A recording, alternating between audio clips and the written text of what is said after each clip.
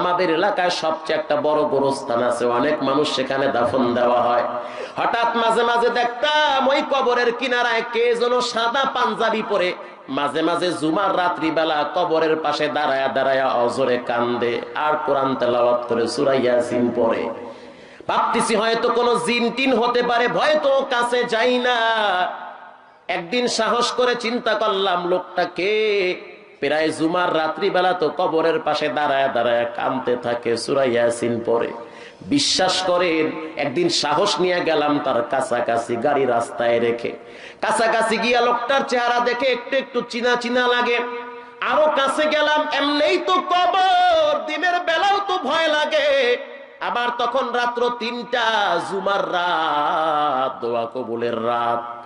আল্লাহ রাত্রিবেলা প্রথম আসমানে এসে বান্দাদেরকে ডাকতে থাকে, আলা মিন মুস্তাগফিরিন ফাগফিরালা, কে আছো অপরাধী, আমার কাছে ক্ষমা চা, আমি তোরে ক্ষমা করে দিব, আমার কাছে চা। সাহস করে যখন কাছে গেলাম, যখন কিনারায় গেলাম, আস্তে করে সালাম দিলাম, আসসালামু আলাইকুম ওয়া রাহমাতুল্লাহ। সালামের কোনো জবাব নাই, সে তার ধ্যানেই পড়ে আছে। কিছুক্ষণ পর আবার সালাম দিলাম, আসসালামু আলাইকুম ওয়া রাহমাতুল্লাহ। 3 বার সালাম দেওয়ার পরে এদিকে ফিরে যখন তাকাইলো, তাকায়া দেখতেছি আমাদের এলাকার ভিতরে সবচেয়ে বড় হাফেজ সাহেব তার মায়ের কবরের পাশে দাঁড়িয়ে কাঁদতেছে। আমি আস্তে করে বললাম, হুজুর আপনি গভীর রাত্রে এখানে কেন? এক হাত দিয়ে চোখের পানি মুছতেছে, আর এক হাত দিয়ে বলে, ভাই এই জায়গায় তো আমার মা ঘুমিয়ে আছে, এই জায়গায় যেই মহিলাটা ঘুমিয়ে আছে, এই মহিলাটার স্তন থেকে আমি দুধ পান করেছি। শুধু তাই না, এই মহিলাটার পেটে আমি যখন ছিলাম ভাই, আমি লাথি মারছি, আমার মা মুখ থেকে বমি করে দিয়েছে। ছোটবেলা আমার মা তরকারি পাকাইলে মাদ্রাসায় নিয়ে বারান্দায় দাঁড়ায় দাঁড়ায় কাঁদতো আর বলতো, সন্তান তোরে মাদ্রাসায় পড়াইতেছি, এত কষ্ট করে পায়ে হেঁটে তরকারি নিয়ে আসি, আমি যখন মারা যাব আমার জন্য কবরে কিছু পাঠাবি। কারণ আমি আলেমদের মুখে শুনছি কবরে বড় অসহায় মানুষ থাকে। হুজুর আমার মা এত কষ্ট করে আমারে বড় করলো, হুজুর বিশ্বাস করেন আমার মা কোনোদিন ভালো একটা শাড়ি পরতে পারে নাই।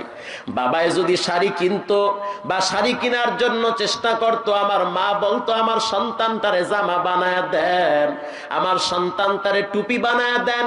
আমার মা পরীক্ষার ফিস মাদ্রাসায় পাঠায় দিত। আজকে আল্লাহ পাক আবারে কোরআনের হাফেজ বানাইছে, অনেক টাকা পয়সা আল্লাহ আমাকে দিয়েছে, এটা আল্লাহর দান। কিন্তু আমার মা অন্ধকার কবরে কেমনে আছে, কি অবস্থায় আছে আমি তো জানি না। দুনিয়ার এক প্রান্ত থেকে আর এক প্রান্তে খবর নেওয়া যায়, কিন্তু আমার মা বাড়ির পিছনে গোরস্থানে ঘুমিয়ে আছে, খবর তো নিতে পারি না। এই জন্য আমি জুমার রাত, দোয়া কবুলের রাত, আমি আমার মায়ের কবরের পাশে দাঁড়ায় সূরা ইয়াসিন পড়তেছি। ভারতের ভিতরে এক মাদ্রাসার ছাত্র মিশকাতে পড়ে, এক মসজিদে নামাজ পড়ায়। ওই মহল্লার ভিতরে 2 গ্রুপে মারামারি লাগছে। সন্ধ্যার সময় একটা মেয়ে বাবার বাড়ির থেকে যখন তিনি রওনা হয়ে ভাইয়ের বাড়িতে রওনা হয়েছে বা মামার বাড়িতে, 2 গ্রুপের মারামারির ভয়েতে অস্থির হয়ে গেল, আমি যাব কোথায়, আশ্রয়ের জন্য তো আমার কোনো জায়গা নাই। নিরাপদ মনে করে মসজিদের বারান্দায় দাঁড়ায় দাঁড়ায় ইমাম সাহেবকে ডাকতেছে, আমাকে একটু মসজিদে থাকতে দেন, সকালবেলা আমি আমার গন্তব্যে রওনা হব। এখন যদি আমি বের হই, যাইতে চাই, প্রতিমধ্যে হয়তো আমার ইজ্জত সম্মান নষ্ট হয়ে যাবে। ইমাম সাহেব বলল, সাবধান, আমি মসজিদে ইমামতি করি, তোমার মতো সুন্দরী রূপসী কোনো মেয়ে যদি মসজিদে থাকে বা বারান্দায় থাকে, তাহলে মহল্লার মানুষ মনে করবে ইমাম সাহেব একটা মেয়েরে নিয়ে মসজিদে সময় কাটাইছে। কথা ঠিক? খারাপ মনে করবে। অতএব তুমি তোমার রাস্তায়। মেয়েটা চোখের পানি ছেড়ে দিয়ে বলে, ভাই যদি আপনি আমার মায়ের পেটের ভাই হইতেন তাহলে আপনি তো আমারে তাড়ায় দিতে পারতেন না। আমি এই বিপদের সময় যাব কোথায়, যাওয়ার কোনো জায়গা নাই, কার কাছে আশ্রয় নিব। 17-18 বছর পর্যন্ত আমি আমার নিজের ইজ্জত আবরু হেফাজত করেছি, কাউকে আমি দেই নাই। অতএব আমাকে একটু থাকার জন্য মসজিদের বারান্দায় আশ্রয় দেন। ইমাম সাহেব নিরুপায় হয়ে গেছে, করব কি, উপায় নাই। কিন্তু সিদ্ধান্ত নিল মেয়েটাকে এভাবে ছেড়ে দিলে বিপদ আরো বাড়তে পারে। অতএব ঠিক আছে, তুমি বারান্দার এক কোনায় থাকো, আমি মসজিদের আর এক কোনায় থাকি। ফজরের নামাজের সময় তুমি তোমার রাস্তায়, আমি আগায় দিব তোমাকে। মুসল্লিরা যদি জানে তাহলে কিন্তু আমার উপরে মিথ্যা অপবাদ দিবে। কথা কি বুঝতেছেন? মেয়েটা এবার মসজিদের বারান্দায় বসে আছে। আল্লাহর গোলাম যুবক, চরিত্রবান যুবক, আল্লাহর কোরআনটা খুলে বসে বসে তরজমা করতেছে। সামনে একটা মোমবাতি জ্বালানো, গভীর রাত, কোরআন পড়তেছে, চোখের পানি অজরে ঝরতেছে। মাঝে মাঝে মোমবাতির আগুনের ভিতরে আঙ্গুল ঢুকায় দেয়, আবার বের করে, আবার ঢুকায়, আবার বের করে, আবার ঢুকায়। আবার মাঝে মাঝে আহ বলি একটা চিৎকার দেয়, আবার চোখের পানি ছেড়ে কোরআন তেলাওয়াত করে। এভাবে রাত্র অনেক হয়ে গেছে। 4টার সময় যখন ফজরের নামাজের আজান হবে রে, আজানের সময় ইমাম সাহেব বলে, বোন আমার, চলেন আপনাকে আমি সামনে আগায় দেই। মেয়েটা বলতেছে, আমার প্রশ্নের আগে জবাব দিবা, এরপরে তুমি সামনে যাবা। প্রথম প্রশ্ন হলো, তুমি রাত্রিবেলা দেখলাম কি যেন পড়তে আসো আর চোখের পানি ছেড়ে কাঁদতেছো। আবার দেখলাম আঙ্গুল উঠাইয়া আগুনের ভিতরে ঢুকাও, আবার বের করো, আবার ঢুকাও, আবার বের করো। তোমার আঙ্গুল তো পুড়ে গেছে, কারণটা কি, এটার ভেদ কি, এটার হাকিকতান কি, আমি জানতে চাই। মেয়েটার প্রশ্নের জবাবে ইমাম সাহেব বলল, সব জিনিস বুঝতে হয় না, সব জিনিস বলতেও হয় না, এটা আমার ব্যক্তিগত ব্যাপার, তুমি তোমার রাস্তায় যাও। মেয়েটা বলল, যদি না বলেন তাহলে আমি যাব না, আমি সকাল পর্যন্ত এখানেই বসে থাকব। ইমাম সাহেব নিরুপায় হইয়া বলতে আছে, বোন আমার, আপনি যখন মসজিদের বারান্দায় ছিলেন, আমি তো একটা যুবক ছেলে, আমার তো রক্তগ্রস্ত শরীরে আছে। শয়তান মাঝখানে বসে বারবার আমারে ধোকা দেয়, মেয়েটার দিকে হাতটা বাড়াও। কেউ নাই, মসজিদের মুসল্লিরা সব ঘুমাইতেছে, কমিটি ঘুমায়। ইচ্ছা করলে তুমি মেয়েটাকে ব্যবহার করতে পারবা, খারাপ কাজে হাত বাড়াইতে পারবা। কিন্তু ওই সময় হঠাৎ আমার কোরআনের একটা আয়াত মনে পড়েছে। আয়াতটা হলো এই, আল্লাহ পাক কোরআনে সূরা হুমাযার ভিতরে বয়ান করেন, নারুল্লাহিল মুকাদা। আল্লাহ পাক কোরআনে বলেন, আমার আগুন, আমার জাহান্নামের আগুন। কার আগুন? আরে মুখ খুলে বলেন না। আল্লাহ কয়, আমার আগুন, আমার আগুন রে, আমার আগুন। খবরদার, আমার আগুন বড় পাওয়ারফুল আগুন। আল্লাতী তাত্তালিউ আলাল আফইদা। এই পাওয়ার কেমন জানো রে? দুনিয়ার আগুনে আঙ্গুল লাগাইলে আঙ্গুল পুড়ে, কলিজা পুড়ে না। আল্লাহ পাক বলেন, জাহান্নামের আগুনের এত তাপ, এত পাওয়ার। ও বেনামাজি, ও সুদখোর, ওরে যুবক শুনে নাও, ও পর্দার ভিতরের মা বোনেরা, জাহান্নামের আগুনের এত পাওয়ার। দুনিয়ার আগুন হাতে লাগলে হাত জ্বলে, পায়ে লাগলে পাও জ্বলে। আল্লাহ দুনিয়ার সব মানুষদেরকে স্পষ্ট জানায় দেয়, আমার জাহান্নামের আগুনের পাওয়ার কেমন শুনে নাও। আল্লাতী তাত্তালিউ আলাল আফইদা। শরীরের যে কোনো অঙ্গে লাগলে কলিজা পুড়ে ভুনা হয়ে যাবে। আল্লাহু আকবার। যখনই এই আয়াতটা মনে পড়লো, আমার ভয় লাগতেছে, কেমনে জাহান্নামের আগুনে আমি জ্বলবো। দুনিয়ার আগুন দেখি সহ্য করতে পারি কিনা। ওই সময় হঠাৎ আমি আঙ্গুল তুইলা দুনিয়ার আগুনে একটু আঙ্গুল ঢুকাইলাম। ও যুবক, দুনিয়ার রং তামাশায় পড়িয়া গা ভাসাইও না। কত যুবককে দেখলাম সকালবেলা হাসতে হাসতে কলেজে যায়, হুন্ডার পিকআপ বাড়াইয়া। সন্ধ্যার সময় শুনি পঙ্গু হসপিটালে মৃত্যুর সাথে লড়তেছে। আছে? কত মানুষকে দেখলাম সারা রাত ঘুমাইলো, ফজরের নামাজ না পড়া দোকানে বসে বিড়ি টানে চা খায়। আহারে সন্ধ্যার সময় শুনি লোকটা স্ট্রোক করে হসপিটালে পড়ে আছে না নাই? এই দুনিয়ায় থাকার জায়গা না, কেউ থাকতে পারে না। এটা হলো একটা কাউন্টার। এখান থেকে যদি মানুষ বরিশালে যায়, মাগুরা কাউন্টারে বসে বসে ঘুমায় না, বরং অপেক্ষায় তাকে গাড়ি কখন আসবে। তোমার জন্য তো আজরাইল গাড়ি নিয়ে আসতেছে, রেডি হও, যে কোনো সময় তোমার ঈমান আমল নিয়ে ওই দিকে পাড়ি জমাইতে হবে, ঠিক না বেঠিক? যুবতী বোনটা বলল, মাঝে মাঝে দেখতাম আহ বলে চিৎকার মারতা। বলে এটা আমি বলি না, এটা আমার আল্লাহর আযাবের ভয়েতে ভিতর থেকে কে যেন ধাক্কা মারছে, এটা ভিতর থেকে বের হয়ে গেছে। আমি যখন দুনিয়ার আগুনে আঙ্গুল লাগাইলাম, আমি সহ্য করতে পারি না, লাগাই আর বের করি, লাগাই আর বের করি।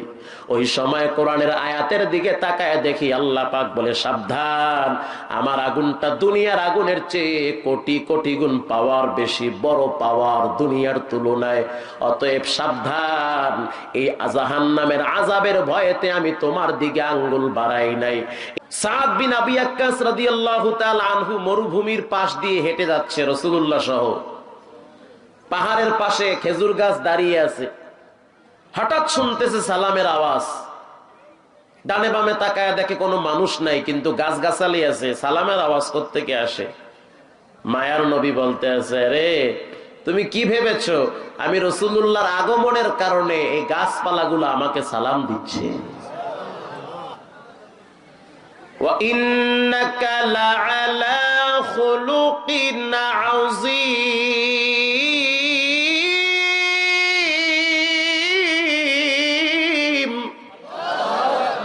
পিছনে বয়ে বয়ে রয়েছে। আল্লাহু আকবার কইতো তোমার কলিজা গজব পড়ে, মুখ খুললা আল্লাহু আকবার বলতে হয়। ফাঁকে ফাঁকে বলবেন সুবহানাল্লাহ, আলহামদুলিল্লাহ, আল্লাহু আকবার, আউযুবিল্লাহ, নাউযুবিল্লাহ, টাস টাস মেরে দেবেন। কথা ঠিক? এগুলা মুমিনের আলামত। আপনি ভাবতেছেন খুব ভালো আছেন, মোটেও ভালো নাই আপনি। এগুলো মুমিনের আলামত। আচ্ছা ভাই, রাগ করিয়েন না, আর আপনি ভাবিয়েন না যে আমি হিন্দা ওয়াজ করে জমাই আরো 2-4টা দাওয়াত পাবো। যা জমা হয়েছে 2-4 বছর শেষ হয়ে যাবে, বহুত সময় লাগবে বাচ্চা থাকলে।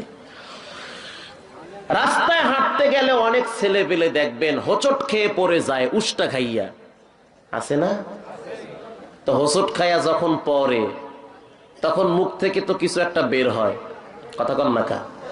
হয়তো যার ভিতরের অবস্থা যেমন তার মুখের কথাও তেমন। যেমন অনেক ছেলেবেলা রাস্তায় যদি পইরা যায়, পইরা যদি ব্যথা পায়, তখন কয় ওরে মা রে, ওরে বাবা রে, মানে মায়ের ডাহে আব্বারে ডাহে। আবার যদি একটু শিক্ষিত হয়, যদি একটু শিক্ষিত হয়, লেখাপড়া ভালো আছে, মোটামুটি জ্ঞান বুদ্ধি আছে, তখন যদি ব্যথা পায়, কষ্ট পায়, তখন বলে ও মাই গড। কথা কি ঠিক? ও মাই গড, ব্যাস বলতে আছে এইভাবে। আবার দেখতেছি মাদ্রাসার ছাত্র বাটি নিয়ে যাচ্ছে, আমার ছাত্র জীবনের কথা। আমি যখন কুয়াকাটা সাগরের পারে বড়হার পাড়ায় পড়তাম, পিছলা রাস্তা, হাঁটতে কষ্ট, বাড়ি নিয়ে আর মাদ্রাসায় যাইতে আছে, ভাত বোঝাই তরকারি ভিতরে। শোনেন ভাই, কথাগুলো খুবই দিল থেকে বলতে আছি, বাস্তব কথা, একদম একদম সত্য কথা। বাটি নিয়ে যাচ্ছে, পিছলা খাইয়া পইরা গেছে। পইরা যাওয়ার পরে ওর মুখ থেকে শুনতেছি বের হয়ে গেছে আলহামদুলিল্লাহ। আমি অবাক হয়ে গেলাম যে কিও ভাই তুমি আলহামদুলিল্লাহ কইলা? আজকে হুজুরে ক্লাসে কি বলছে, আল্লাহ পাক যার দিকে মহব্বতের নজর দেয় তাকে একটু বিপদ আপদ দিয়া তার গুনাহগুলো মাফ করে দেয়। আমি একটু বিপদে পড়ছি, আল্লাহ পাক আমার দিকে রহমতের নজর লাগাইছে। আমি যা পাপ করছি সব আল্লাহ পাক এই কষ্টের কারণে মাফ করে দিয়েছে। দেখছেন, একই রকম মানুষ, এক একজনের কথা এক এক রকম হয়। গতকালকে চট্টগ্রাম এক মাহফিলে গেলাম, চেয়ারম্যান সাহেব তার বাসায় খানার ব্যবস্থা সে নিজে আয়োজন করছে, পাশে বসে থেকে বয়ান শুনলো লম্বা টাইম, এবং এটাও বললো আগামী বছরও মাহফিল হবে, কোনো টেনশন নাই, আমি আমার জীবনটাকে কোরআনের জন্য আমি বিসর্জন দিতে চাই। আবার অনেক জায়গায় কিছু কপাল পোড়া আছে, মাহফিলের কথা শুনলে, কোরআনের কথা শুনলে শরীরে জ্বালা পোড়া শুরু হয়। একই রকম মানুষ দেখতে শুনতে, কিন্তু ভিতরের অবস্থা যেমন বাহ্যিক ওটাই প্রকাশ পায়, ওটাই প্রকাশ পায়। আচ্ছা দেখেন, ইব্রাহিম বিন আদহাম রহমতুল্লাহ আলাইহি বলকের বাদশা রাস্তায় বের হয়েছে, তো পুলিশ সিভিলে তিনি পুরা বাজার টহল দিচ্ছে। ইব্রাহিম বিন আদহাম তিনিও একেবারে সিভিলে বের হয়েছে, কেউ যেন বুঝতে না পারে সে প্রেসিডেন্ট। কথা কি বুঝতেছেন? কিছুক্ষণ পরে পুলিশ এসে বলতে আছে, এই মিয়া তুমি রং সাইডে কেন আসছো? বলে ভুলে চলে আসছে, আমি তো টের পাই নাই। তো পুলিশের মাথা গরম আছে, সারা রাত ডিউটি পালন করছে, রাত্র 4টার সময়। ইব্রাহিম বিন আদহাম মূলত তিনি বের হয়েছিলেন যে বলকের কার কি অবস্থা, কে কি অবস্থায় ঘুমাচ্ছে, কে কি করতে আছে, এগুলো বাদশা নিজে দেখতেছে, পর্যবেক্ষণ করতেছে। তো পুলিশ ভুল মনে করে তার মাথায় আঘাত করছে লাঠি দিয়ে, বাদশার মাথায় আঘাত করছে। এরপরে রক্ত বের হয়ে গেছে। রক্ত যখন বের হয়ে গেছে, আরেকজন দৌড়ায় আসা বলতেছে, আরে ভাই আপনি কারে মারলেন? দেখি দেখি দেখি, একটু তুলা লাগায় দি। আল্লামা জুলফিকার দামাত বারকাতুহুম খুতবায়ে জুলফিকারে লেখছে, তুলা নিয়ে যখন লাগাইতে গেছে, চেহারার দিকে চায়া দেখা যায়, আরে খোদা, এদি দেখি বলকের বাদশা। পুলিশের কইতেছে, এই মিয়া 2 টাকার চাকরি করো, গরমে দিশা পাও না? লাঠি ফাইলি মারা লাগবে মানুষের। কথা কি বুঝতেছেন? লাঠি ফাইলি মারতে হইবে। কারে মারলা? লোক চেনো না? চিনি না। তুমি যেই রাষ্ট্রে থাকো, যেই রাষ্ট্রের কর্মচারী, সেই রাষ্ট্রের প্রেসিডেন্ট হলো বাদশা ইব্রাহিম বিন আদহাম। ইনি হলো সেই বাদশা। দৌড়ায় পায়ে ধরছে, হুজুর বেয়াদবি মাফ চাই। ইব্রাহিম বিন আদহাম বলে, আমি তোমাকে ক্ষমা করে দিয়েছি শুধু আল্লাহর জন্য, মাফ করে দিছি। কারণ তুমি যখন আমার মাথায় আঘাত করলা, আঘাত করার কারণে আল্লাহ পাক আমার 3টা মর্যাদা বাড়িয়ে দিয়েছে। সুবহানাল্লাহ বললেন না?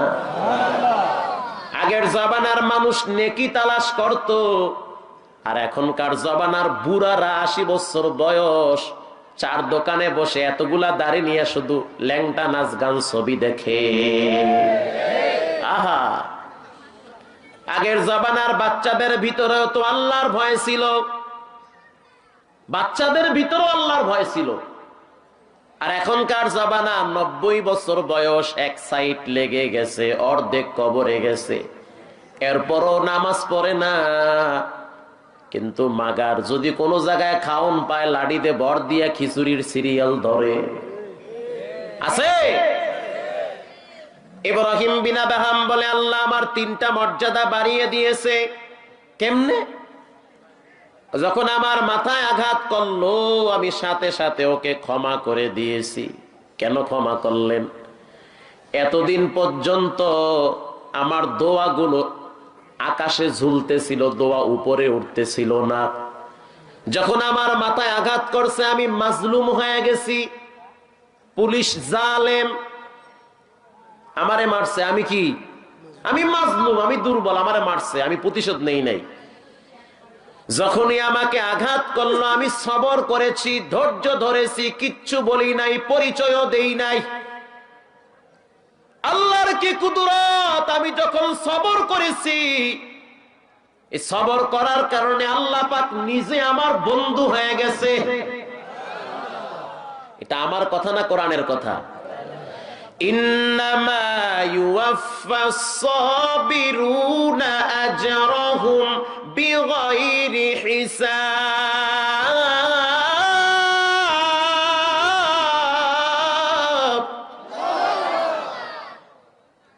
এই যুবক, রক্ত বেশি গরম নি তোমার? তুমি কোন ওয়ার্ডের কর্মী? রক্ত ঠান্ডা করো, বেশি তাফালিং করো না। আজকে তুমি যার দিকে আঙ্গুল তুলতেছো, বাকি 4টা আঙ্গুল তোমারে বলতেছে তুই রেডিও, তোরে আরেকজনে ধরবে। এই বর্তমান পৃথিবীর ভিতরে যত জালেম দেখলাম, একটারও মৃত্যু স্বাভাবিক হয় নাই। আল্লামা আহমদ শফির গাড়ি পড়বে, কয়দিন পরে খবর নিয়ে দেখি হের কর্মীরা হের গাড়ি পড়ে। জুনায়েদ বাবু নগরীর বিরুদ্ধে কত কথা কইছে। জুনায়েদ বাবু নগরী বাদশাহী হালতে জীবন যাপন করতেছে। তোদের পতনের ঘন্টা বাজতে দেরি হবে না। খবরদার, খবরদার, আগুনে হাত দিবেন না, পুরবেন, একা পুরবেন না, ফ্যামিলি শুদ্ধ পুরবেন। আল্লামা মামুনুল হক মুফতি ফয়জুল করিম এ দেশে ভেসে আসে নাই। ঘাড় মটকাবার আগে নিজের ঘাড় শক্ত করে নিও। তাদের ঘাড় শক্ত আছে। ওলামায়ে কেরামের ঘাড় মটকাবা তুমি? তুমি কোন পণ্ডিত হয়ে গেছো? তোমার ঘাড় কয়জনে মটকাবে? তুমি রেডি হও। কারণ আলেমরা মৃত্যুর ভয় পায় না। নবীর জন্য, ইসলামের জন্য, কোরআনের জন্য কল্লা দিয়ে দেয়। কোন নাস্তিক বেঈমানকে ছাড় দিয়ে কথা বলে না। তোর রক্তর তো কোনো মূল্য নাই, তুই যার তার জন্য রক্ত দিবি। আমাদের রক্ত ব্যয় হবে কোরআনের জন্য, কারণ আমরা জানি এই রক্তের মালিক দাদা বাবা না, এই রক্তের মালিক কোন ডান বাম পন্থী না, এই রক্তের মালিক একজন, তিনি হলেন কে? আল্লাহ হলেন রক্তের মালিক। ইব্রাহিম বিন আদহাম বলল, আমি যখন ধৈর্য ধরলাম, কষ্ট হইতেছে আপনাদের, সবর করলাম। অনেক মানুষ ওয়াজ বোঝে না, ফাও কাউন্টার দেয়, মানে বিড়ি ৬-৭টা খাইয়া মাথা তো ঘরে, ঘরে গেলে তো বোর জোতার বাড়ি খায়। কথা ঠিক? দূরে গিয়ে কে মোল্লায় কয় কি কুমির দেয়ছে? এই মোল্লায় ভারত দেয় নাই, বাংলাদেশের মোল্লা এগুলা, বাংলাদেশের মোল্লায়রা। খুব সাবধান, খুবই সাবধান। ইসলাম ও কোরআন নামের শুরুতে যদি তোমার মোহাম্মদ থাকে, কাসকাব মোহাম্মদের মতো করল। আর নামের শুরুতে যদি মোহাম্মদ কাইটা দাও, এরপরে তুমি আবু জেহেলের মতো কইরো। নামের শুরুতে লাগাও মোহাম্মদ, কাজ করো আবু জেহেলের পেতাপ্তার মতো। এই নাম কেটে বেঈমানদের খাতায় নাম লেখাও। ইব্রাহিম বিন আদহাম বলতে আছে, আমি যখন জালেম হইছি আর মাজলুমের দোয়া বিনা পর্দায় কবুল হয়, এটা কি সত্য? কথা কন না কা? আমার আওয়াজটা আপনারা মনে হয় ক্লিয়ার বোঝেন না। সাউনার ভাষান, গলাটা নেই আমার ভাইরা আমার। মাজলুমের দোয়া মানে যে মাজলুম, হ্যাঁ, হেরাতে হেরাতে ক্যাপাসিটি আছে, আরো বাড়াইতে পারে সুন্দর করে, কিন্তু বাড়ায় না। সুন্দর করে বাড়াই দেবেন সাউন্ড, আপনার মাইক ভালো। মাজলুম তার দোয়া বিনা পর্দায় কবুল হয়। আপনার যদি কেউ মারে, গালি দেয়, আপনি চুপ থাকেন, কিচ্ছু বলিয়েন না। আপনার শক্তি নাই, আপনি করবেন কি? কিচ্ছু করতে পারবেন না। আপনি যদি প্রতিশোধ নিতে যান, হয়তো বেশি মার খাইব, তাহলে আপনি উল্টা জালেম হয়ে গেলেন। সমান সমান তো করতে পারবেন না। তার চেয়ে চুপ থাকেন, ধৈর্য ধরেন। আপনার উপরে যারা জুলুম করবে, ওর প্রতিশোধ আমার আল্লাহ নিজেই নিয়ে নেবে। আল্লাহ নিবে। আপনি একটু সবর করেন ভাই, একটু চুপ থাকেন। ও যা করার করুক, ও কয়দিন ফটর ফটর করবে, এরপরে দেখবেন এমন ভাবে খোদায় ধরবে, কলিজা হুদ্দা বাইর করবে। বাইর করতেছে কত দেখছি এই বয়সে, আমার লাগে ঘোরেন না, এক সপ্তাহ দেখবেন না, কত কাহিনী শুনবেন খালি। আল্লাহ পাক মানুষকে ছাড় দেয়, কিন্তু ছেড়ে দেয় না। খবরদার, মাদ্রাসার সাথে দুশ্মনী করবেন না। আলেমদেরকে পছন্দ হয় না, দূরে থাকেন, ধারে ভিড়েন না। কইয়ে দেন যে মরার পরে জানাজাও দিবি না, কুত্তা শুয়ারের মতো মরবি। 100 মাইল দূরে থাকেন, দরকার নয় আলেমদের কাছে আসার। মাদ্রাসা পছন্দ হয় না, দিয়েন না 1 টাকা। আপনার ছেলে মেয়েরে খাওয়ান, এরাই আপনারে মাটি দুক, এরাই দোয়া করুক। করবে না, আপনি মরবেন, কবরে যাইবেন, এরা ঘরে হইয়ে হইয়ে বিড়ি খাইবে আর ফেসবুক চালাইবে। এটা সত্য কথা। লিখে রাখেন, কথাগুলা লিখে রাখেন কলিজার ভিতরে। ইব্রাহিম বিন আদহাম বলতে আছে, আমার দোয়া কবুল হয়ে গেছে। এতদিন ঝুলন্ত ছিল, আমি মাজলুম হয়েছি, মাইর খেয়েছি, আমার দোয়া কবুল হয়ে গেছে। 2 নম্বরে, আল্লাহ আমার বন্ধু হয়ে গেছে, কারণ আমি ধৈর্য ধরেছি। 3 নম্বরে, আমার চেহারাটা যে রক্তে রঞ্জিত হয়ে গেছে, রাসূলুল্লাহ তায়েফের ময়দানে তার চেহারা রক্তে রঞ্জিত হয়ে গেছে। রাসূলুল্লাহর চেহারার সাথে আমার চেহারা রক্ত মিলে গেছে। আমি তার উম্মত, আমিও চাই তার সাদৃশ্য অবলম্বন করতে। এজন্য যাদের ভিতরে ঈমান আছে, তাদের সামনে আল্লাহর কথা বললে ঈমান বাড়তে থাকে। কথা ঠিক? যারা আল্লাহর প্রকৃত বান্দা, যারা মুমিন, এদের সামনে যখন আল্লাহর কথা বলা হয়, তখন ভয়েতে এদের কলিজাটা শুধু লাফাইতে থাকে। এরা তখন স্থির থাকতে পারে না, কারণ দুনিয়ার অনেক ছেলেরা অনেক মেয়ের জন্য জীবন দেয়, রক্ত দেয়, কল্লা দিয়ে দেয়, ফাঁসিতে ঝুলে আছে না নাই? দুনিয়ার মানুষ যদি মানুষের জন্য রক্ত দেয়, জীবন দেয়, দুনিয়ার মানুষ যদি মানুষের জন্য ফাঁসিতে ঝুলতে পারে, এরা যুবক ভালো করে শুনে না, যেই লোকটা আল্লাহর জন্য পাগল হইছে ওই লোকটা তো আল্লাহর জন্য 100 বার শহীদ হইতে রাজি। এজন্য আল্লাহ পাক বলেন, ইন্নামাল মুমিনুনা আল্লাযীনা ইযা যুকিরাল্লাহ ওয়াজিলাত কুলুবুহুম। যখন মুমিনদের সামনে আল্লাহর কথা বলা হয় তখন মুমিনরা স্থির থাকতে পারে না, তাদের ভিতরে ভয় চলে আসে। কার ভয়? আরো জোরে, আল্লাহর ভয়। স্থির থাকতে পারে না। এজন্য আল্লাহ পাক বলেন, যুকিরাল্লাহ ইন্নামাল মুমিনুনা আল্লাযীনা ইযা যুকিরাল্লাহু ওয়াজিলাত কুলুবুহুম। যখন আমার মুমিন বান্দাদের সামনে আমি আল্লাহর কথা বলা হবে, আমি আল্লাহর জাহান্নামের কথা বলা হবে, আমি আল্লাহর কবরের আযাবের কথা বলা হবে রে, তখন মুমিন বান্দাদের কলিজাগুলো ভয়তে লাফাইতে থাকবে। আল্লাহু আকবার। আপনাদের এই যে কালীগঞ্জ একটা এলাকা আছে না, ঝিনাইদা কালীগঞ্জ, কালীগঞ্জ ঝিনাইদা, আজ থেকে 2 বছর আগে আমি যশোর আপনাদের চৌগাছায় যাইতেছিলাম, ফজরের নামাজে ঢুকছি কালীগঞ্জ এক মসজিদে। বিশ্বাস করেন, ইমাম সাহেব নামাজের তেলাওয়াত করতেছিল জাহান্নামের একটা আয়াত।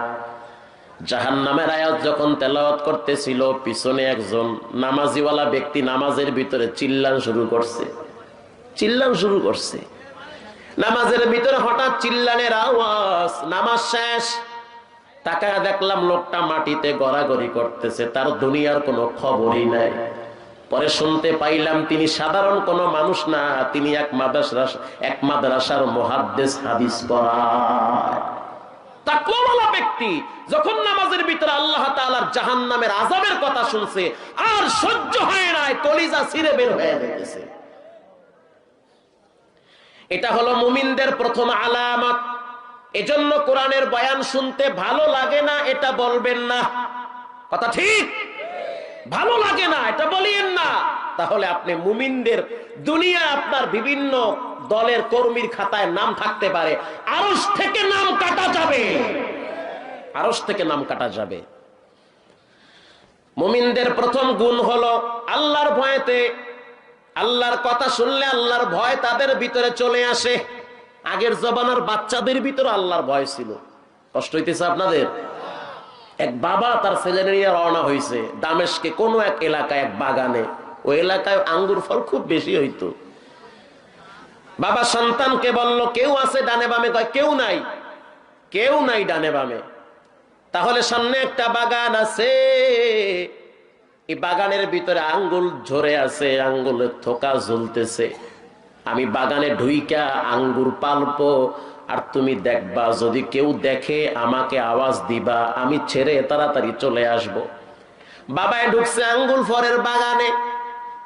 কিছুক্ষণ পর সন্তান চিল্লান শুরু করছে, ইয়া আবি আহাদু ইয়ারানা, আব্বা কে যেন আমাদেরকে দেখতেছে, বাবা কে যেন দেখতেছে, কে যেন দেখতেছে, কে যেন দেখতেছে। বাবা আঙ্গুর ফল ফালায়া দৌড় মারছে পোলার কাছে, যায় বলতে আছে, বাবা কে দেখতেছে? বলে, মানুষ দেখে না, মানুষের আল্লাহ দেখতেছে। বাচ্চা, এর ভিতরে আল্লাহর ভয় ঢুকছে। বাহালুল রাস্তায় রাস্তায় ঘুরতেছে, হঠাৎ তাকায় দেখে এরকম একটা মাঠের ভিতরে অনেকগুলা ছেলেরা খেলতেছে, অনেক ছেলেরা খেলতে আছে। একটা ছেলে মাঠের কোনায় বসে আছে, মাঠের কোনায় বসে আছে, আফসোস করতে আছে, ঈশ্বরের সময়টা কেমনে নষ্ট করে পোলা পানে রে, খেলায় খেলায়। বাহালুল চিন্তা করতে আছে, এই ছেলেটার মনটা এত বেজার কা, দৌড়ায় কাছে গেছে, এই মিয়া তুমি ছোট মানুষ, তোমার মন বেজার কা, সবাই তো খেলাইতে আছে। আমার মন বেজার হইল, এই বাচ্চাদেরকে তো আল্লাহ পাক অনার্থক বানায় নাই। আল্লাহু আকবার বললেন না?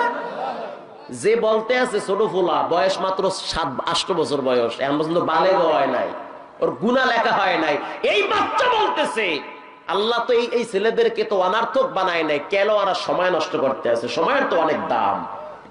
এই বাচ্চা বলতে আছে, বাহালুল মাথা হ্যান হয়ে গেছে, সুবহানাল্লাহ কি কয় পোলায়, এ কোন দেশের পোলা?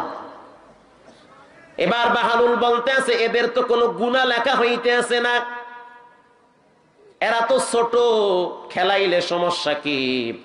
ছেলেটা পেরেশানির সহিত বলতে আছে, আফাহাসিবতুম আন্নামা খালাকনাকুম আবাসাও ওয়া আন্নাকুম ইলাইনা লা তুরজাউন।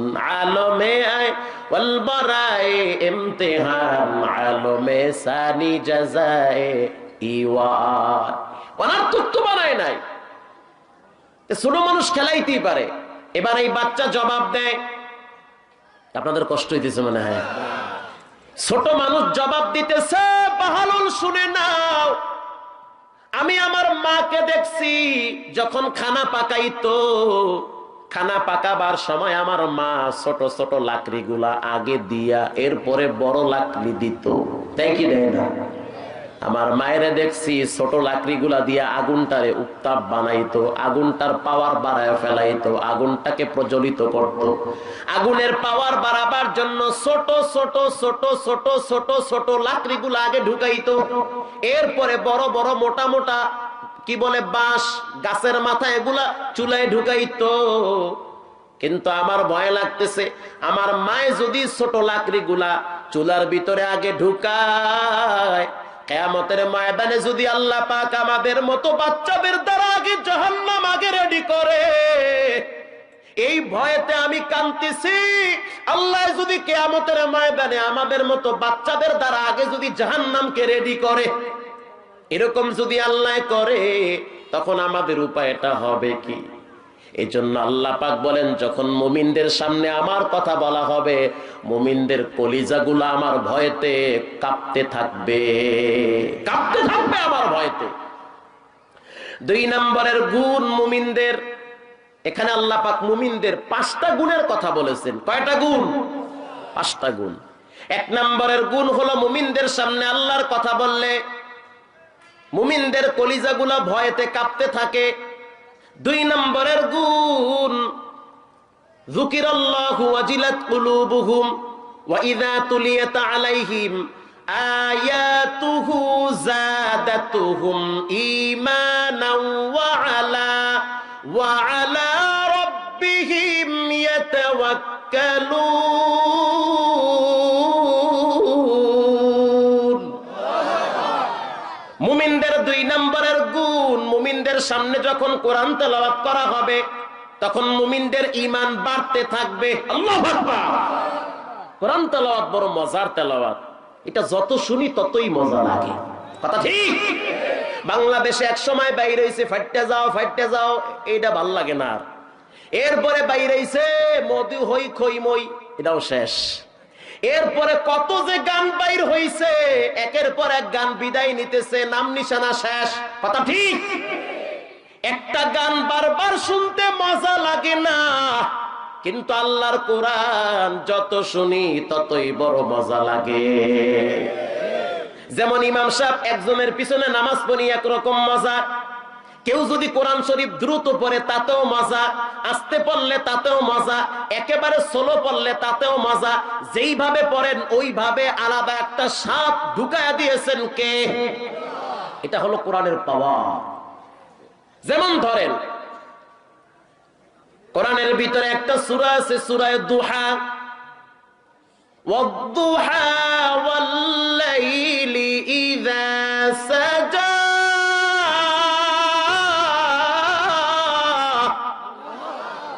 এই যে টাইনা টাইনা বললাম, এটা খারাপ লাগলো শুনতে?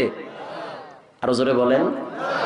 এটা যদি মিডিয়াম ভাবে পড়ি, ওয়াদ-দুহা ওয়াল-লাইলি ইযা সাজা মা ওয়াদ্দাআকা রাব্বুকা ওয়া মা ক্বালা ওয়ালাল আখিরাতু খায়রুল লাকা মিনাল উলা ওয়ালাসাউফা ইউতিকা রাব্বুকা ফাতারদা। এই যে পড়লাম হদর স্টাইলে, খারাপ লাগছে নাকি? কথা বলেন, খারাপ তো লাগার কথা না, কারণ কোরআনের ভিতরে আলাদা একটা মজা ঢুকায় দিছেন কে? এখন যদি দ্রুত পড়ি তাও মজা, দ্রুত পড়ি। إذا وقعت الواقعة ليس لوقعتها كاذبة خافضة رافعة إذا رجت الأرض رجا وبست الجبال بسا فكانت هباء منبثا। এই যে পড়লাম খারাপ লাগলো, তা আমার তো গলা বসা ভালো করে পড়তে পারি না, আগে তারাবি পড়াইতাম খুব সুন্দর করে, খুব ভালো লাগতো। হাজার হাজার মুসল্লি, বারান্দা, মসজিদ, তিনতলা দোতলা সব ফিলাপ। এটা ব্যক্তিগত ক্রেডিট না, সম্পূর্ণ কোরআনের মুজিজা, এটা কোরআনের পাওয়ার। এজন্য আল্লাহ তাআলা বলেন, যখন মুমিনদের সামনে কোরআনের আয়াত চলে আসবে তখন মুমিনদের ঈমান বাড়তে থাকে। কথা ঠিক, ঈমান বাড়ে। আয়াতুহু যাদাতুহুম ঈমানা। ও সন্তানের মা বাবা, সন্তান গুলার দিনদার বানান, একটা সন্তানকে কোরআনওয়ালা বানান, একটা সন্তানকে হাফেজে কোরআন বানান, একটা সন্তানকে আলেম বানান। ঠকবেন না, আপনাদের চোখে আঙ্গুল দিয়ে বলতে পারবো কোন আলেম হাফেজের মা বাবা বড় ধরনের বিপদে আছে আমার জানা মতে নাই। কোন আলেম তার মা বাবার ঘাড় ধাক্কা দিয়া বৃদ্ধাশ্রমে পাঠায় দিছে এমন ঘটনা আমার জানা মতে কোথাও নাই। কোন হাফেজ তার মার মাথায় ছুরি দিয়ে আঘাত করছে ইয়াবার গাঁজা খাওয়ার জন্য এমন ঘটনা আছে? কেন না? একটাই জবাব, একটাই জবাব, ওয়াল্লাযীনা উতুল ইলমা দারাজাত। যার ভিতরে কোরআন থাকবে, যার ভিতরে নবীর হাদিস থাকবে, ও জীবনে কোনোদিন মা বাবার সাথে বেয়াদবি করবে না, বরং কোরআনের কারণে আল্লাহ পাক ওর মর্যাদা বাড়ায়া দিবে। আয়াতুহু যাদাতুহুম ঈমানা। মুমিনদের সামনে যখন কোরআনের বয়ান করা হবে ঈমান বাড়তে থাকবে। ঈমান কি হবে? বাড়তেই থাকবে ঈমান। ওয়া আলা রাব্বিহিম ইয়াতাওয়াক্কালুন। বাড়তে বাড়তে এমন একটা জায়গায় গিয়া পৌঁছবে যে মুমিনরা তখন দুনিয়ার কোন মানুষের উপরে ভরসা করবে না, মুমিনরা তখন ফ্রান্সের উপরে ভরসা করবে না, মুমিনরা তখন একজনের উপরে ভরসা করবেন, তিনি হলেন কে? কারো উপরে ভরসা করবে না। কেউ খাওয়ায় না আমারে, আমারে খাওয়ায় কে? আমার আল্লাহ খাওয়ায়, আমার আল্লাহ পালে, আমার যা প্রয়োজন এর চেয়ে বেশি আমাকে দেয় কে? আল্লাহ পাক বলে ঈমান যখন বাড়তে থাকবে, বাড়তে বাড়তে এমন একটা জায়গায় যাবে তখন মুমিনরা দুনিয়ার কোন মানুষের উপরে ভরসা করবে না, একজনের উপরে ভরসা করবেন, তিনি হলেন কে? তিনি হলেন আল্লাহ। এজন্য আমি আপনাদেরকে বলি সন্তানগুলারে দিনদার বানান। এই বাংলার জমিনের দিকে তাকায় দেখেন কত বড় বড় আল্লাহর ওলিরা কবরে চলে গেছে, তাদের নেকির রাস্তা ক্লিয়ার আছে। চরমনার জমিনে ঘুমিয়ে আছে সৈয়দ ইসহাক রহমাতুল্লাহি আলাইহি, তার সন্তান সৈয়দ ফজলুল করিম রহমাতুল্লাহি আলাইহি কবরে ঘুমিয়ে আছে। লাখ লাখ মানুষ ভোর রাত্রে তাদের জন্য দিল খুলে নেকি কবরে পাঠায়। মুফতি আমিনী রহমাতুল্লাহি আলাইহি কবরে ঘুমিয়ে আছে, লাখ লাখ ছাত্ররা ভোর রাত্রে কবরে নেকি বিকাশের মতো পাঠায়। মুসলমান নবীর উম্মত আল্লামা আজিজুল হক রহমাতুল্লাহি আলাইহি ঘুমিয়ে আছে ঘাটার চরে। বাহিরের মানুষ লাগবে না, তার ফ্যামিলির ভিতরে শত শত হাফেজ আলেম আছে, তারাই তো তার জন্য অনবরত নেকি কবরে পাঠাইতেই থাকে। ও মুসলমান, দুনিয়ার নেশায় পড়ে কতদিন চলবা? দুনিয়া কিচ্ছু না, কিছুই না। 10 দিন তুমি খাওয়াইবা তোমার পকেটে টাকা, একদিন তুমি খাওয়াইবা না, বন্ধু বান্ধব কাউরে তুমি কাছে পাবে না।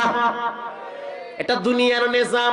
এজন্য আমি প্রায় সময় বলি কোরআন মানুষকে অনেক সম্মানের উচ্চ আসনে নিয়ে যায়। এই রুমালটার কি মূল্য আছে? মাত্র 2500 টাকা দাম। এই রুমালটা যদি রাস্তায় পড়ে থাকে মানুষ পাড়ায় পাড়ায় বাড়ি যাবে অথবা সাইকেলের চাকা মুছবে, কিন্তু রুমালটা দিয়া যদি আল্লাহর কোরআনের একটা গিলাপ বানায় দেওয়া হয়, একটু জবাব দেন ওই কোরআনের জামাটা রাস্তায় পড়ে থাকলে মানুষ পায়ে লাগায় না বুকে লাগায়? আরো জোরে বলেন। কেন বুকে লাগাইছে? বলে এটা ব্যক্তিগত পাওয়ার না, না এটা দাম বেশি এই জন্য না, না এটার না, যদি পলিস্টার কাপড় দ্বারা যদি কোরআনের একটা জামা বানায় দেওয়া হয়, ওই জামাটাও রাস্তায় পরে থাকলে বেনামাজির নজরে পড়লেও বুকে লাগাবে, চুমা খাবে। কেন খাবে? বলে আল্লাহর কোরআনের সাথে লাগছে বিদায় কোরআনের দাম বাড়ায় দিছেন কে? এই কাঠটার কোনো দাম নাই, মানুষ পায়ে লাগায়, টি টেবিল হিসাবে ব্যবহার করে, কথা কন না কা? কিন্তু এই কাঠটা দিয়ে যদি আল্লাহর কোরআনের একটা রেহাল বানায়া দেওয়া হয়, ও রেহালটা রাস্তায় পড়ে থাকলে মানুষ পায়ে লাগায় না, বুকে লাগায়। কেন বুকে লাগায়? বলে এই কাঠের সাথে কোরআন লাগছে, কাঠের কারণে কোরআনের মর্যাদা বাড়ায়া দিছেন কে? কোরআনের জন্য, কোরআনের কারণে যদি কাপড়ের মর্যাদা বাড়ে, শুনে না ও সন্তানের মা বাবা, কোরআনের কারণে যদি কাঠের মর্যাদা বাড়ে, কোরআনের কারণে যদি কাপড়ের মর্যাদা বাড়ে, কোরআনের কারণে যদি মক্কার ভূমির মর্যাদা বাড়ে, কোরআনের কারণে যদি ব্যক্তির মর্যাদা বাড়ে, কোরআনের কারণে যদি পাহাড়ের মর্যাদা বাড়ে, কোরআনের কারণে যদি রাত্রের মর্যাদা বাড়ে, ওই কোরআন যদি আপনার সন্তানের সিনার ভিতরে জমা হয়, বলেন তো দেখি আপনার সন্তানের মর্যাদা কোরআনের কারণে বাড়ায় দিবেন কে? এজন্য একটা সন্তান কোরআনওয়ালা রেখে যান, কমপক্ষে কিছুটা হইলেও কবরে আসান হবে।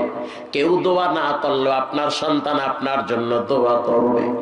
আপনাদের পায়ে হাত লম্বা বয়ান নয়, দিলটা নরম করে দেন, একটা সন্তান কোরআনওয়ালা বানান, ঠকবেন না। দুনিয়ার নায়ক নায়িকা খেলোয়াড় কয়দিনের টাকা পয়সা, কোথায় বাহাদুরি, কই তোমাদের সেই আইডল, কোথায় সেই নায়ক মান্না? যেই নায়ক মান্নার ছবি দেখার জন্য হাজার হাজার যুবক যুবতী সিনেমায় সিরিয়াল ধরত, আজকে সেই নায়ক মান্না টাঙ্গাইলে ঘুমিয়ে আছে, কোনো মানুষ খবরও নেয় না। কোথায় সেই সালমান শাহ সিলেটে ঘুমিয়ে আছে, কোনো মানুষের খবর নাই। কোথায় সেই এন্দ্র কিশোর চলে গেল, আছে এন্দ্র কিশোর? আছে, আছে। কোথায় সেই আয়ুব বাচ্চু? কোথায় সেই আয়ুব বাচ্চু? আছে আয়ুব বাচ্চু? চলে গেল। একের পর এক মানুষ বিদায় হইতেছে, তোমার সিরিয়ালটাও হয়তো চলে আসছে, হয়তো তোমার নামটা আল্লাহ তাআলার দপ্তরে পড়ে গেছে যে জান কবজ হয়ে যাবে, হয়তো তোমার জন্য মসজিদের পালকে রেডি আছে, গুনাহের কাজ ছেড়ে দাও, হয়তো তোমার জন্য দোকানের 3টা কাপড় রেডি। দুনিয়ার রং তামাশার জগৎ কিচ্ছু না, থাকা যাবে না হাজারো চেষ্টা করলে। কত কোটিপতিওয়ালারা সম্পদ রেখে যায়, কবরে চলে যায়, ছেলে মেয়ে সম্পদ নিয়ে মারামারি করে, বাবায় কবরে কষ্ট পায়। এজন্য আজ থেকে ওয়াদা করেন, সন্তানগুলারে কোরআনওয়ালা বানাবেন, সন্তানগুলারে দিনদার বানাবেন, আল্লাহওয়ালা বানাবেন, সন্তানগুলারে দিন শিখাবেন, ইসলাম শিখাবেন। আল্লাহর নবীর হাদিস, খায়রুকুম মান তাআল্লামাল কুরআনা ওয়া আল্লামা, সবচেয়ে ভালো কে?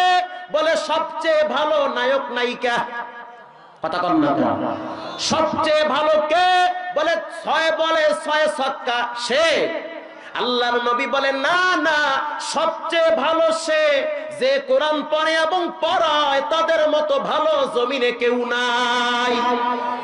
এজন্য গজব মাঝে মাঝে আসতে চায়, যেই পরিমাণ আমরা কাম করি, গজব তো আইসা শেষ হয়ে যাওয়ার কথা, কিন্তু গজব আইসা আবার চইলা যায় কেন রে বাজান? আপনি তাকায়া দেখছেন আপনার গ্রামে ছোট ছোট মাদ্রাসাগুলা, ঠান্ডার ভিতরে বেগুনা মাসুম বাচ্চারা 6-7 বছর বয়স, ঠান্ডা পানি দিয়ে উজু বানাইয়া এরপরে শীতের ভিতরে কাঁপতে কাঁপতে নামাজে দাঁড়ায়, আল্লাহর কোরআন তেলাওয়াত করে।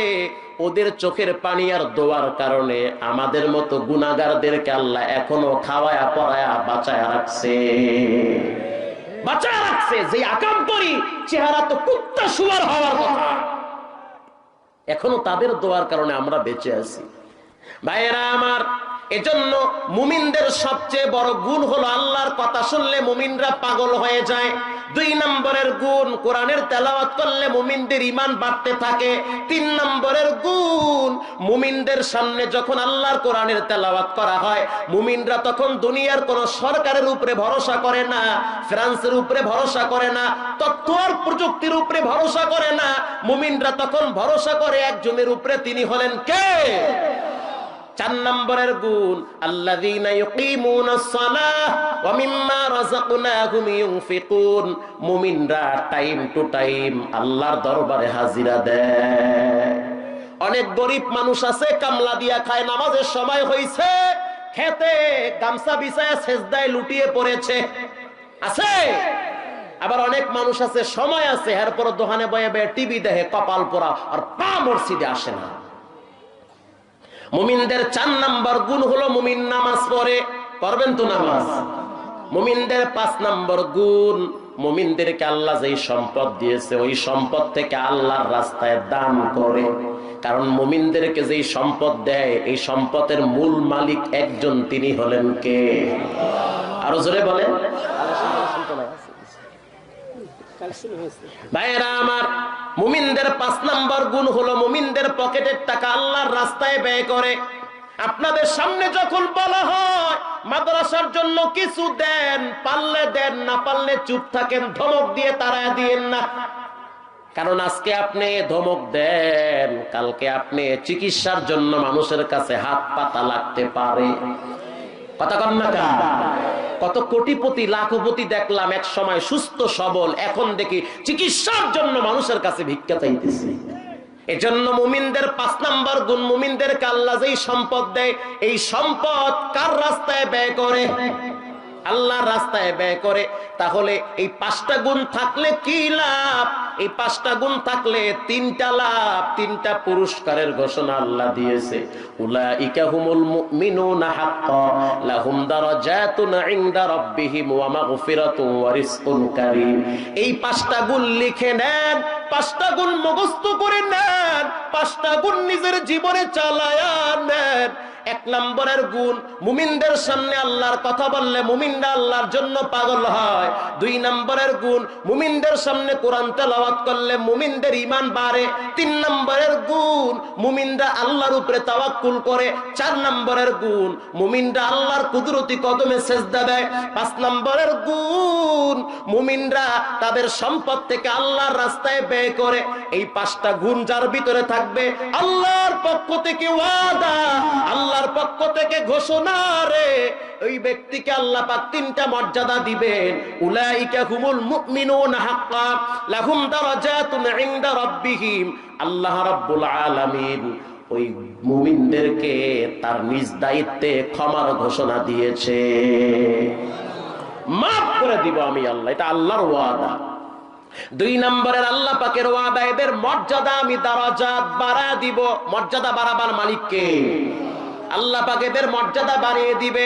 3 নম্বরের মর্যাদা, 3 নম্বরের সম্মান, আল্লাহ পাক এদের রিজিকের দায়িত্ব নিজেই হয়ে যাবে।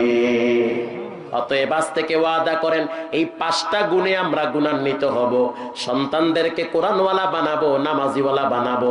লম্বা চূড়া বয়ান না, এখান থেকে যদি একটা মানুষ নিয়ত করেন হুজুর আমার সন্তানটা আমি কোরআনের রাস্তায় দিয়ে দিলাম, আমার আব্বায়ে তো আমারে মাদ্রাসায় পড়াইছে, কই আমার আব্বায়ে তো ঠগে নাই, আজও পর্যন্ত বাবার চোখের দিকে তাকায়া বেয়াদবিমূলক কথা বলি না, আজও পর্যন্ত মায়ের সাথে ধমকের সুরে মোবাইলে কথা বলি না। কারণ আজও পর্যন্ত বাংলাদেশে এমন ইতিহাস নাই কোন হাফেজ, কোন আলেম না খাইয়া রাস্তায় রাস্তায় ভিক্ষা করে, আছে? নাই নাই। কারণ রিজিকের মালিক আল্লাহ, যার ভিতরে কোরআন থাকবে তার রিজিক ফুল আল্লাহ পাক উপর থেকে ব্যবস্থা করবে। আজ থেকে যুবকরা নিয়ত করেন গুনাহের কাছে পা বাড়াবেন না, 5টা গুণ অর্জন করবেন, সন্তানদেরকে কোরআনওয়ালা বানাবেন, নামাজ ছাড়বেন না, আল্লাহর রাস্তায় দান সদকা বেশি বেশি করবেন, আল্লাহর জিকির বেশি বেশি করবেন, আলেমদের সাথে সম্পর্ক ভালো রাখবেন, দাড়ি কামাইবেন না, গুনাহের রাস্তায় পা বাড়াবেন না। দিল যদি ভালো হয় তওবা নিয়াইতে 2টা হাত আল্লাহকে দেখা দাও। নারে তাকবীর। আয় আল্লাহ হাতগুলা কবুল করে নেন, আয় আল্লাহ জানে মালে বরকত বাড়ায় দেন। আয় আল্লাহ জীবনে একবার বাইতুল্লাহর কালো গিলাবের সাথে লাগার তৌফিক দান, বলেন আমিন। রঙ্গে তাকওয়া, রঙ্গে সিদ্দিকু, রঙ্গে দিন, তা'আবদু বাকিবু ওয়াদবর আবেদিন। এখানে অনেক মানুষ বসাস, হুজুর কত ঈদ চলে গেছে, কত ঈদ সামনে আসবে, ছেলের জন্য মার্কেটিং হয়, মায়ের জন্য মার্কেটিং করতে পারি না, আছে না নাই? সন্তানের জন্য বাজার হয়, স্ত্রীর জন্য বাজার হয়, আমার আবার আব্বা আম্মার জন্য আমি তো কিছুই করতে পারলাম না। এখানে লিল্লা বোর্ডিং আছে, আছে আছে। কপাল তো আপনাদের আরো ভালো। আদম আলাইহিস সালাতু ওয়াস সালাম লম্বা টাইম আল্লাহর কাছে কেঁদেছিলেন, রব্বানা যালামনা আনফুসানা ওয়া ইল্লাম তাগফির লানা ওয়া তারহামনা লানাকুনান্না মিনাল খাসিরিন। আল্লাহ, আমি জালেম, আমি আমার নফসের উপরে জুলুম করছি। বাবা আদম নবী বলে আমি জালেম, আমি আমার নফসের উপরে জুলুম করছি। আর আপনি একটু তাহাজ্জুদ পড়েন, পাগড়িটা বাঁধে নামাজ পড়েন, একটু চিল্লা লাগান, মনে করতে আছেন আপনি একেবারে পাক্কা ইমানদার। মোটেও না। যতক্ষণ আপনার ভিতরে এই ধরনের মন মানসিকতা আসবে না যে সমাজের সবাই ভালো, আমি খারাপ, ততক্ষণ আপনি কামিয়াবির দরজায় পৌঁছবেন না। আপনার চোখে সবাইকেই দেখেন খারাপ, আপনি দেখেন আপনার চোখে ভালো, এটা মনে করতে হবে ইবলিসি খাসলাত ঢুকছে ভিতরে, ইবলিসি খাসলাত। লম্বা টাইম আদম নবী দোয়া করার পরে বলতে আছে আল্লাহ, আল্লামা জালালউদ্দিন সৈয়দী খাসায়াসুল কুবরার ভিতরে উল্লেখ করেন, আরশের পায়ার সাথে আপনার নামের পাশে মোহাম্মদ নামটা আমি লেখা দেখেছি। আমি আদম বুঝতে পারছি আপনিও মোহাম্মদকে বড় ভালোবাসেন, তা না হলে আপনার নামের পাশে যে তার নামটা লিখে রাখছেন। যদি তাকে ভালোই বাসেন তাহলে আপনার ওই বন্ধুর উসিলায় আমাকে মাফ করে দেন। আল্লাহ তাআলা বলল, আরো আগে বললে তো আরো আগেই ক্ষমার ঘোষণা হইতো, তোমার আরো আগেই তো ফিনিশিং হয়ে যাইতো এই ঝামেলা। আদম নবী তার সন্তান শীষকে বলতে আছে, ও শীষ, তুমি হবা এই জমিনের ভিতরে আল্লাহর প্রতিনিধি। আল্লাহর নাম যখন জপবা, ফাঁকে ফাঁকে একজন ব্যক্তির নাম জপবা, তিনি হলো মুহাম্মাদুর। কারণ তোমার বাপ তার ওসিলায় মুক্তি পেয়েছে, তুমিও তার ওসিলায় মুক্তি পাবা। কি ভাবলেন রাসূলুল্লাহর মর্যাদা কম না বেশি? আল্লাহর হাবিব মিরাজ থেকে আসার পরে সাহাবায়ে কেরামদেরকে নিয়ে নসিহত করতেছেন, বলতে আছে আনাস ইবনে মালিক রাদিয়াল্লাহু তাআলা আনহু বর্ণনা করেন যে রাসূলুল্লাহ সাহাবায়ে কেরামদেরকে বলতেছে যে তোমরা কি ভেবেছো মক্কার বেঈমানরা আমার গলায় গামছা লাগায়া টানে, আমারে গালি দেয়, আমারে থুতু মারে, আমার কোরআনের আলোচনাগুলো বন্ধ করতে 144 জারি করে, তাই বলে আমি রাসূলের মর্যাদা কমে নাই, আমার নাম আল্লাহ পাক জান্নাতের পাতায় পাতায় লিখে দিয়েছে।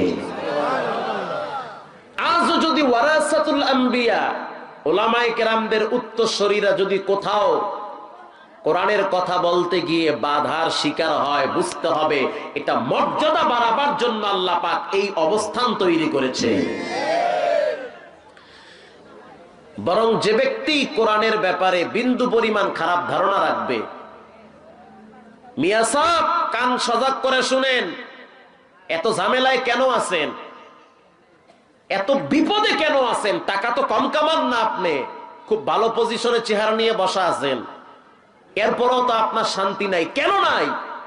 রিমুল্লার গোষ্ঠী বেতন পায় মাসে 6,000 9,000, কোনো টেনশন নাই, আরামে ঘুমায়, খায়, কোরআন পড়ায়, ঠিক না বেটি? ব্যাপার কি? ব্যাপার একদম সহজ।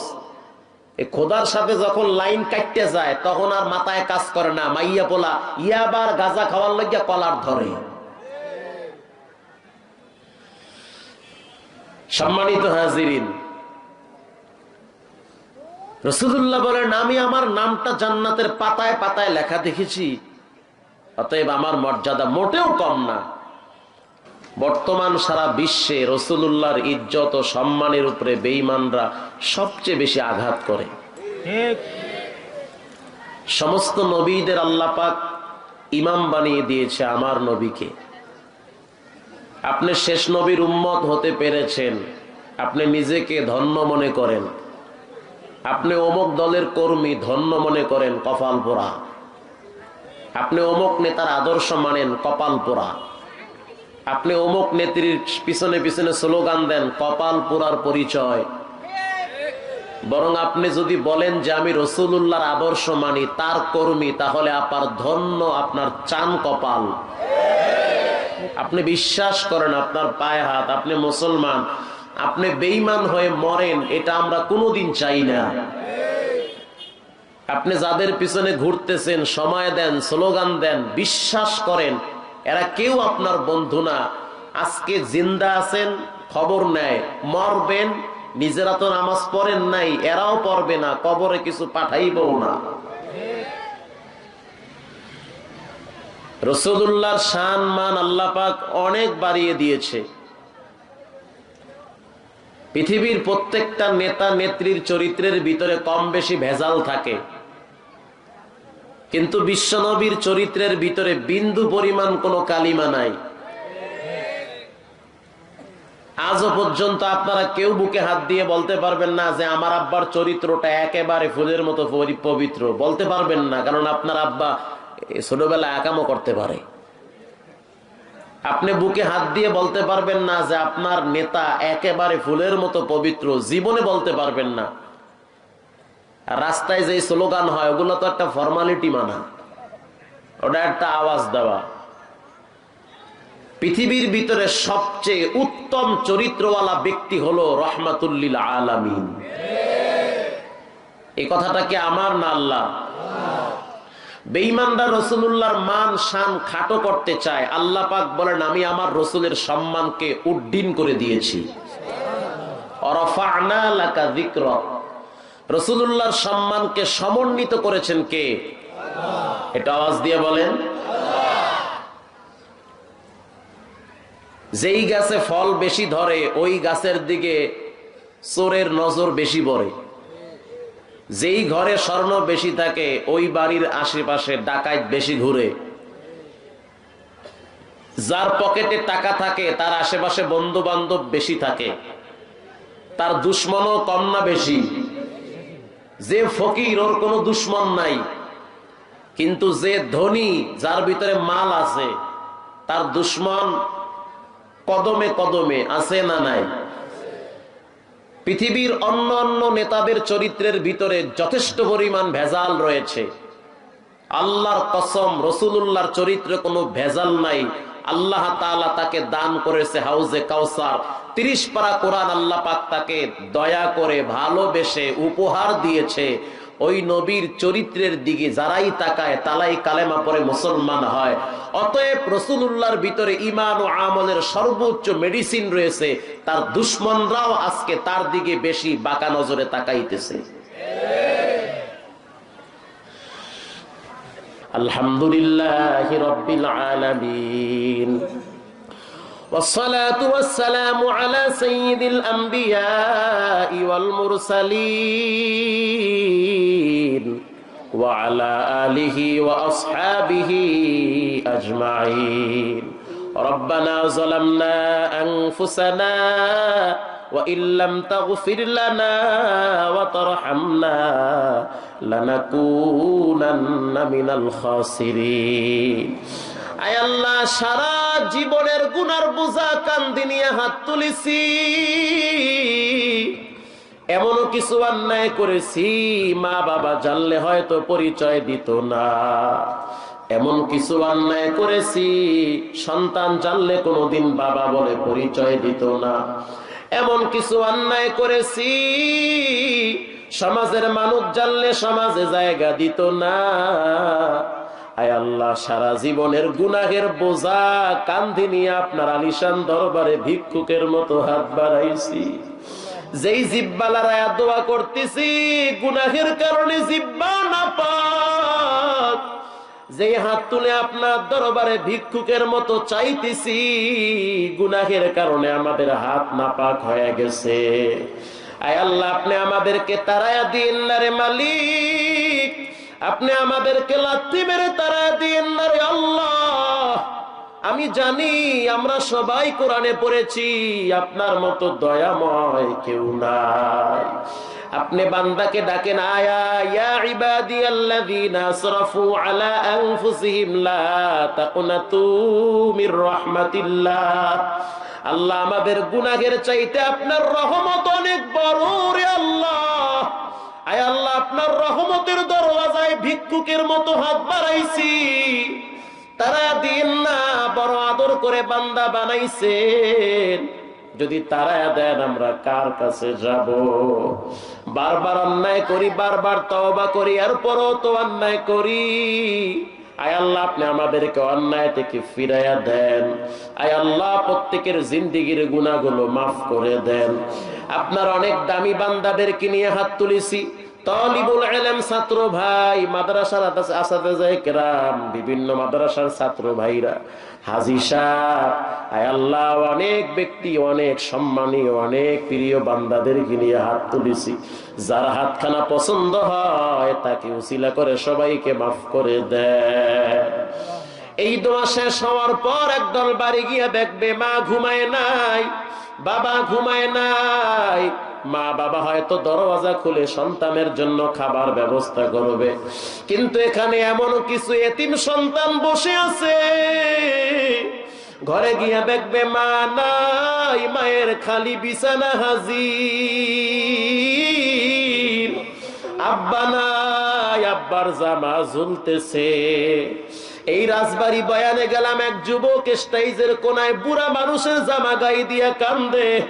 ভাই, আপনি এত কেন কাঁদলেন? কার জামা গায়ে দিছেন? বলে, হুজুর, আমি সৌদি আরব চাকরি করতাম, এই জামাটা আব্বার জন্য পাঠাইছিলাম, বাবায় জামা গায়ে দিয়া জুমার নামাজ পড়বে, কিন্তু কয়েকদিন গায়ে দেওয়ার পর আবার আব্বা কবরে পাড়ি জমিয়েছে।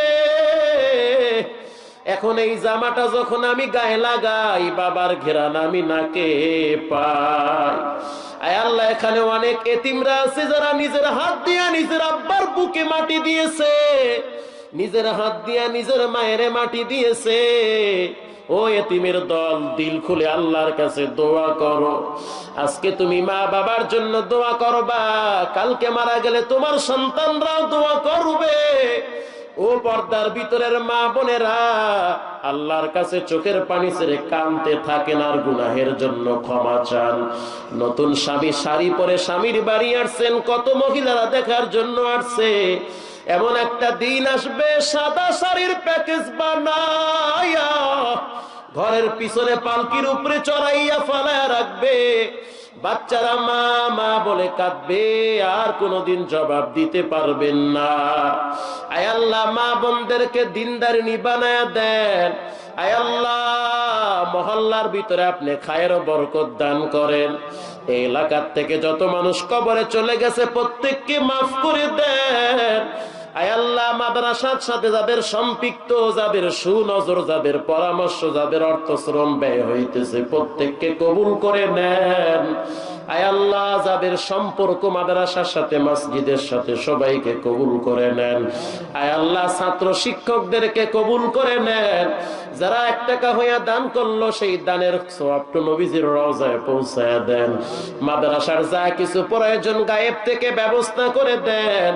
اللهم إنا نسألك الهدى والتقى والعفاف والغنى يا أرحم الراحمين يا أرحم الراحمين صلى الله تعالى عليه وعلى آله وأصحابه أجمعين آمين آمين آمين برحمتك يا أرحم الراحمين. السلام عليكم.